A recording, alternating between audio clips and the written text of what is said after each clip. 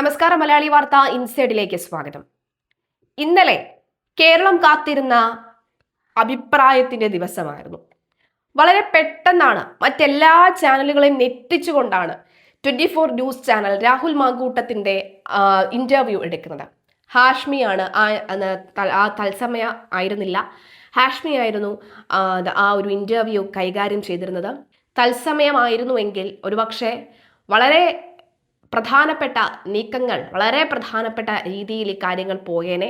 പക്ഷെ ഇത് എഡിറ്റഡ് ആയിട്ടുള്ള ഒരു ഇന്റർവ്യൂ ആണ്, ശരി തന്നെയാണ്. പക്ഷേ ജനങ്ങൾ അറിയേണ്ട കാര്യങ്ങൾ ചോദിച്ചു, അല്ലെങ്കിൽ ചോദ്യത്തെക്കാൾ ഉപരി ജനങ്ങൾ അറിയേണ്ട കാര്യങ്ങൾ കൃത്യമായി തന്നെ രാഹുൽ മാങ്കൂട്ടത്തിൽ സംസാരിച്ചു എന്നുള്ളതാണ്.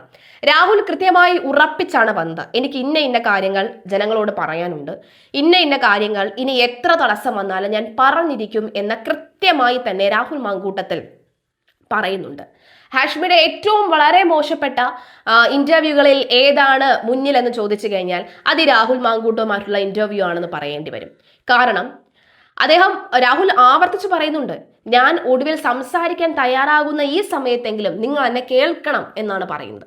അതായത് ഒരു കാര്യം പോലും മുഴുവിപ്പിക്കാൻ സമ്മതിക്കാത്ത രീതിയിൽ ചോദ്യങ്ങൾ ഇങ്ങനെ ഇടങ്കോലിട്ട് ചോദിച്ചുകൊണ്ടിരിക്കുകയാണ്.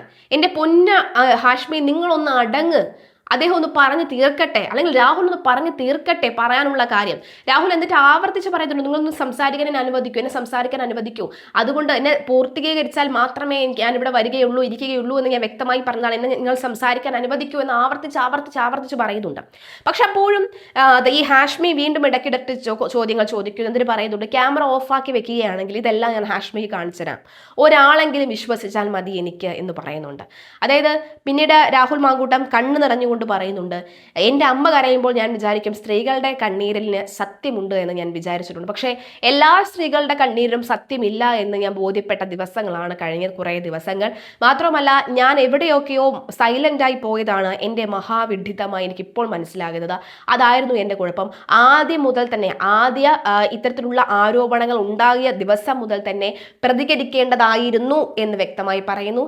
റിനി ആൻഡ് ജോർജിന്റെ അടക്കമുള്ളവരുടെ പേരെടുത്തു പറഞ്ഞുകൊണ്ട് തനിക്കെതിരെ വന്ന വിമർശനങ്ങളെ കൃത്യമായി തന്നെ പുറകില് ഇവരൊക്കെ അയച്ചിരിക്കുന്ന, ഇവരെ പുറത്തുവിട്ടിരിക്കുന്ന ചാറ്റുകളുടെ ഒരു 5 ചാറ്റ് മുൻപോട്ടോ 5 ചാറ്റ് പിൻപോട്ടോ നിങ്ങളായി എടുത്ത് പരിശോധിക്കുക എന്നാണ് ഇപ്പോൾ രാഹുൽ മാങ്കൂട്ടം പറഞ്ഞിരിക്കുന്നത്. എന്തായാലും രാഹുൽ മാങ്കൂട്ടം പറയാനുള്ള കാര്യം കൃത്യമായി തന്നെ പറഞ്ഞു. രാഹുൽ ഇതിന്റെ അവസാനം പറയുന്നുണ്ട്, നമുക്കൊരു കാര്യം ചെയ്യാം, ജനങ്ങൾ തീരുമാനിക്കട്ടെ. അതായത് ഇപ്പോൾ ഞാൻ പറയുന്നതായിരുന്നാലും നിങ്ങൾ പറയുന്നതായിരുന്നാലും എൻ്റെ എതിർവശത്തിരിക്കുന്നവർ പറയുന്നതായിരുന്നാലും ജനങ്ങൾ കേൾക്കുന്നുണ്ട്, ജനങ്ങൾ വിലയിരുത്തട്ടെ. എന്തായാലും എനിക്ക് ജനങ്ങളുടെ ചെവിയിൽ പോയി എന്തായാലും ഇതൊന്നും പറഞ്ഞു കൊടുക്കാൻ കഴിയുകയില്ലല്ലോ. അപ്പോൾ ജനങ്ങൾ തീരുമാനിക്കട്ടെ, എനിക്ക് പറയാനുള്ളതാണ്. മാത്രമല്ല, ഇനി കുറച്ച് 2 ആഴ്ചത്തോളം കാലം ഇനി കോടതിയിൽ 1-ാം പരാതിയുമായി ബന്ധപ്പെട്ട കോടതിയിൽ ചില ഇടപാടുകൾ നടത്തേണ്ടതുണ്ട്. അങ്ങനെ നടത്തിയതിനു ശേഷം ഞാൻ വരാം, വിശദമായി തന്നെ ഞാൻ തെളിവുകളടക്കം ഞാൻ പുറത്തേക്ക് കൊണ്ടുവരാൻ. ഇനി ഏതായാലും ഞാൻ മിണ്ടാതിരിക്കാൻ തയ്യാറല്ല എന്ന രാഹുലിന്റെ ആ സ്റ്റാൻഡാണ് കഴിഞ്ഞ ദിവസം കണ്ടത്. ഹാഷ്മി ഒന്നും കൂടി അടങ്ങിയിരുന്നുവെങ്കിൽ, അല്ലെങ്കിൽ ഒന്നുകൂടെ സമാധാനപ്പെട്ടിരുന്നെങ്കിൽ കുറെ കൂടി കാര്യങ്ങൾ അദ്ദേഹത്തിനോട് ചോദിക്കാമായിരുന്നു. വേണമെങ്കിൽ കൂടുതൽ നിശിതമായി തന്നെ എതിർത്ത് ചോദിക്കാമായിരുന്നു. കാരണം അങ്ങനെയാണല്ലോ നിങ്ങൾ ഈ രാഹുൽ മാങ്കൂട്ടം ഇല്ലാതിരുന്നപ്പോൾ, രാഹുൽ മാങ്കൂട്ടത്തിന്റെ ഒരു തരത്തിലുമുള്ള ഒരു എന്താണ് ലൈം ലൈറ്റിൽ ഇല്ലാതിരുന്നപ്പോൾ നിങ്ങളെല്ലാം പറഞ്ഞ് പടച്ചു വിട്ടത് അങ്ങനെയല്ലായിരുന്നല്ലോ എന്നുള്ളതാണ്. ശരി, രാഹുൽ മാങ്കൂട്ടത്തിന്റെ ഈ അഭിമുഖം വന്നതിന് ശേഷം തീർച്ചയായും ചില വെടിപൊട്ടലുകൾ ഉണ്ടാകുമെന്ന് നമ്മൾ എല്ലാവരും കരുതിയിരുന്നതാണ്. കാരണം അത്രയും വിശദമായി തന്നെയാണ് രാഹുൽ മാങ്കൂട്ടം ആ കാര്യങ്ങൾ പറഞ്ഞിരിക്കുന്നത്. അപ്പോൾ അതിലെ ആദ്യ വെടി പൊട്ടിക്കഴിഞ്ഞു. ആദ്യ വെടി പൊട്ടിയിരിക്കുന്നത് ചില ചാറ്റുകൾ പുറത്തുവിട്ടുകൊണ്ടാണ്. 3 ബലാത്സംഗ കേസുകളിൽ പ്രതിയായ പാലക്കാട് MLA രാഹുൽ മാങ്കൂട്ടത്തിൽ ആദ്യമായാണ് മാധ്യമങ്ങൾക്ക് മുൻപിൽ പ്രതികരണവുമായി രംഗത്ത് വന്നത്. 24 ന്യൂസ് ചാനൽ ഹാഷ്മി താജ് ഇബ്രാഹിമിന് നൽകിയ അഭിമുഖത്തിലാണ് രാഹുൽ സ്വയം വാദങ്ങൾ നിരത്തി രംഗത്ത് വന്നത്. ഇന്നലത്തെ അഭിമുഖത്തിൽ താൻ സാമ്പത്തിക ചൂഷണം നൽകി എന്ന 3-ാമത്തെ പരാതിക്കാരിയുടെ ആരോപണവും രാഹുൽ തള്ളിയിരുന്നു.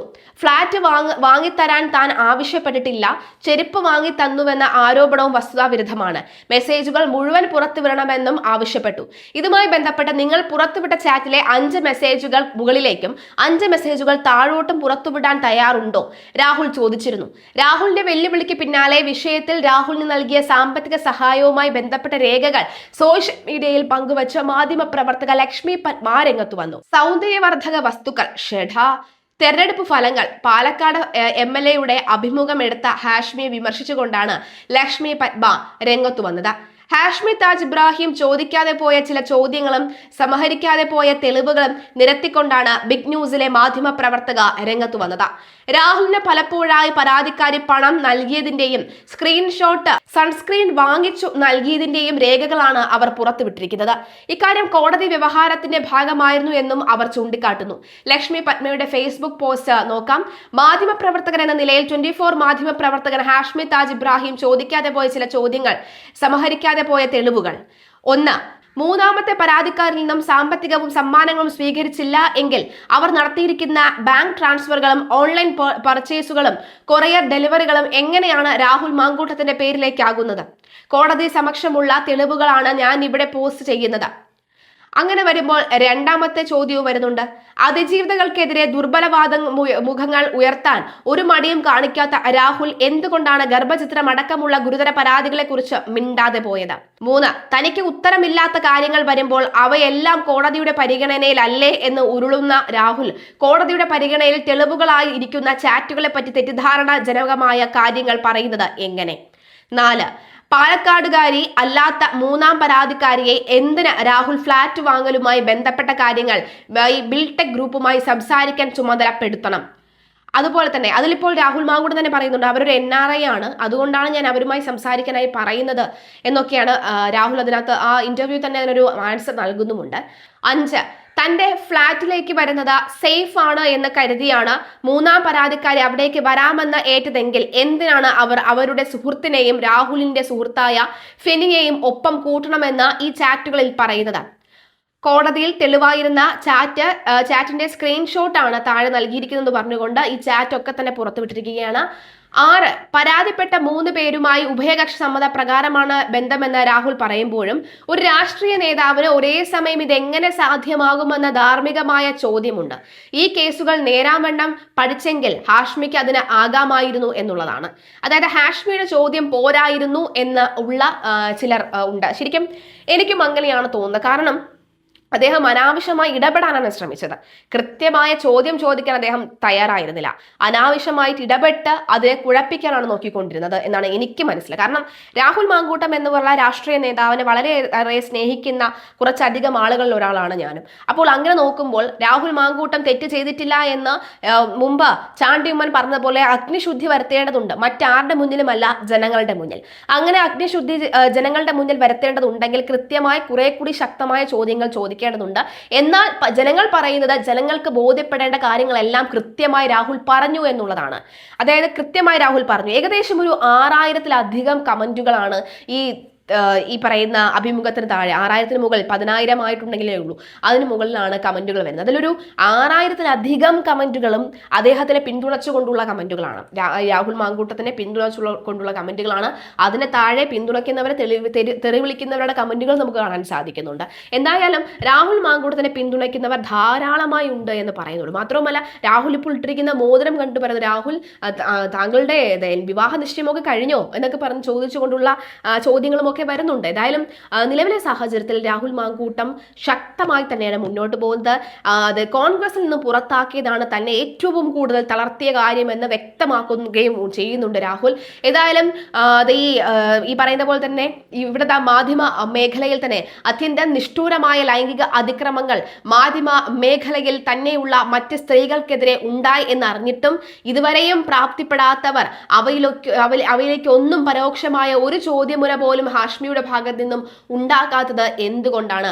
അതിജീവിതകൾ, അതായത് പരാതിയുമായി എത്തിയവരും അല്ലാത്തവരും സൈബർ ഇടങ്ങളിലും അല്ലാതെയും നേരിടുന്ന ആക്രമണങ്ങൾ നേരിട്ടറിയാവുന്ന ഹാഷ്മി അവരൊക്കെ മരണക്കയത്തിലേക്ക് പോകാതെ പിടിച്ചു നിൽക്കുന്നതിന്റെ അധ്വാനം കുറെ ഒക്കെ മനസ്സിലാക്കിയ ഹാഷ്മി അവരുടെ എല്ലാം ചങ്ക് തകരുമെന്ന് നല്ല ഉറപ്പുണ്ടായിട്ടും ഇങ്ങനെ ഒരു വേട്ടക്കാരന് സ്പേസ് ഒരുക്കും മുൻപ് മിനിമം ഹോംവർക്ക് എങ്കിലും ചെയ്യണമായിരുന്നു എന്നുള്ളതാണ്. ശ്വാസമെടുക്കാതെ നിങ്ങൾ നടത്തുന്ന ധാർമ്മിക പ്രസംഗങ്ങളിൽ കുറച്ചെങ്കിലും ആത്മാർത്ഥതയുണ്ടെങ്കിൽ മുറിവേറ്റ ഈ മനുഷ്യരെ കൂടി ഒന്ന് കേൾക്കാമായിരുന്നു എന്നുള്ളതാണ്. അഭിമുഖത്തിൽ രാഹുൽ മാങ്കൂട്ടത്തിൽ പറഞ്ഞ ചില വാക്കുകൾ നമുക്ക് നോക്കാം. ഫ്ളാറ്റ് വാങ്ങി നൽകാൻ താൻ ആവശ്യപ്പെട്ടു എന്ന ആരോപണം തെറ്റാണ് എന്നാണ് രാഹുൽ അഭിമുഖത്തിൽ പറഞ്ഞത്. ഒരു ബിൽഡർ തനിക്ക് നൽകിയ ഡിസ്കൗണ്ടിനെ കുറിച്ച് അന്വേഷിക്കാൻ സുഹൃത്തെന്ന നിലയിൽ പരാതിക്കാരിയോട് ആവശ്യപ്പെടുകയാണ് ചെയ്തത്. ആ സംഭാഷണത്തിന്റെ മുകളിലെയും താഴേക്കുമുള്ള മെസ്സേജുകൾ പരിശോധിച്ചാൽ ഇത് ബോധ്യപ്പെടും. താൻ ലോൺ എടുത്ത് സ്വന്തം പണം ഉപയോഗിച്ചാണ് ഫ്ളാറ്റ് വാങ്ങാൻ ഉദ്ദേശിച്ചിരിക്കുന്നത്.